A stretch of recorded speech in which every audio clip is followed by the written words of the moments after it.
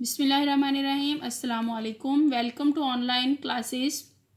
Today we are going to study new Oxford Modern English Book 3, Chapter number 1, page number 5. आज हम page number 5 start करते हैं. इसमें सबसे पहले हमने डॉरथी और टूटू और उसका जो पेट है टूटू उसके बारे में और स्केयरक्रो यानी नकली आदमी के बारे में सारा बता दिया था कि ये नकली आदमी कैसे बना है और डॉरथी कौन है और पेट जो इसका टूटू है इसके बारे में बता दिया था. आगे इन दोनों के बारे में जो कन्वर्सेशन चली थी वो भी हमने पढ़ लिया था कि इन दोनों के बारे में क्या बातचीत हुई. और पेज नंबर 4 पे फिर सारा इंट्रोडक्शन उसने बताया था अपना. डॉरथी ने सारा अपना इंट्रोडक्शन बताया था कि वो डॉरथी कौन है और कहाँ जा रही है. ये सारा पढ़ने के बाद आज हम लास्ट पेज पे यानी पेज नंबर 5 इस चैप्टर का पेज जो है 5 उस पे जाते हैं और उसकी लास्ट में जो उनके दोनों के बारे में बात होती है और दोनों को पढ़ते हैं. I understand how to feel. मैं तुम्हारी फीलिंग्स को महसूस कर सकती हूँ या समझ सकती हूँ कि तुम क्या महसूस कर रहे हो. Said the little girl. छोटी लड़की ने कहा. Who was truly sorry for him. मैं इसके लिए बहुत अफसुर्दा हूँ या मुझे बहुत अफसोस है तुम्हारे लिए. If you will come with me. तुम मेरे साथ अगर तुम मेरे साथ चलो. I asked Oz to do all he can for you. मैं ओज से तुम्हारे लिए बात करूँगी कि वो तुम्हारे लिए कुछ करे जो वो कर सकता है. Thank you. शुक्रिया. He answered gratefully. बहुत अजीमाना तरीके से उसने जवाब दिया. Dorothy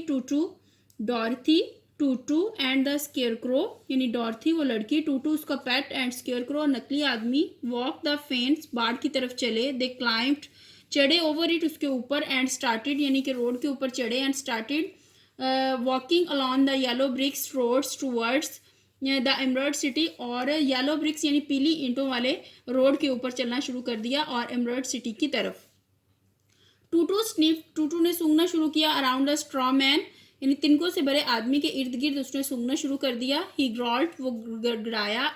as if he suspected उसे शक हुआ. There might be a nest of rats in a straw कि ये आदमी जो है ये नकली आदमी जो है ये तिनकों से भरे हुए इसके अंदर जो है तिनकों से भरा हुआ ये किसी घोंसले या चूहों का जो घर है वो इस तिनकों के अंदर है. ही वॉज बिहेविंग उसका जो अंदाज था इन अनफ्रेंडली गैर दोस्ताना वे तरीका बिकॉज क्योंकि ही डिड नॉट नो वो नहीं जानता था द स्केयरक्रो नकली आदमी को.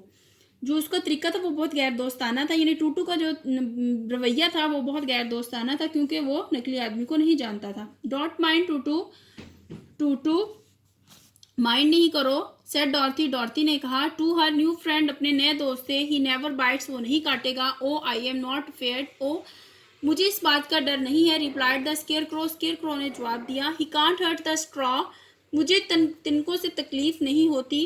टूटू बी नाइस. टूटू उम्दा तरीके से पेश आओ. सेड डॉरथी ने कहा. To her dog and bent down to pet him. और वो डॉरथी जो थी उसने डॉग वो नीचे बैठी और डॉग को यानी उसके पेट को तसल्ली दी. देन शी पिक्ड अप और उसने उठाया अप हर बास्केट अपनी टोकरी को. And they begin walk again और दोबारा चलना शुरू होगी. Do let me carry that basket for you. मैं तुम्हारी टोकरी को उठाता हूँ. आई शैल नॉट माइंड इट अगर तुम नाराज ना हो. और आई कांट गेट ट्राइड और मैं थकता नहीं हूँ. सेड द स्केयरक्रो ने कहा. I will tell you a secret. मैं तुम्हें एक राज बताता हूँ. ही कंटिन्यूज वो जारी हुआ यानी जारी रहा. एज सी वॉक्ड अलॉन चलते हुए. There is only one thing in the world. मैं पूरी दुनिया में आई अफ्रेड इट पूरी दुनिया में सिर्फ एक चीज़ से डरता हूँ. व्हाट इज़ दैट वो क्या है. आस्क डॉरथी ने पूछा. Is it the farmer who made up. क्या वो किसान है जिसने तुम्हें बनाया है. नो नहीं. आंसर द स्केयरक्रो ने जवाब दिया. नहीं वो नहीं है. It's a light match. वो लाइट मैच है यानी कि लाइट मैच से मैं डरता हूँ. स्केयरक्रो ने कहा कि मैं दुनिया में सिर्फ एक चीज़ से डरता हूँ और वो लाइट मैच है. लाइट मैच यानी जो माचिस होती है क्योंकि वो तिनकों को बहुत जल्द जला देती है. तिनकों को आग लग सकती है उससे. और वो कहता है कि मैं सिर्फ उससे डरता हूँ और मैं किसी चीज़ से नहीं डरता. इस तस्वीर में आपने देखा होगा कि जो स्केयरक्रो है नकली आदमी है उसने उसकी टोकरी को उठाया हुआ है और वो उससे डॉरथी से कहता है कि मैं तुम्हारी टोकरी उठा लेता हूँ क्योंकि मैं थकता नहीं हूँ कि मैं कोई भी चीज़ उठा लूँ तो मैं थकूँगा नहीं.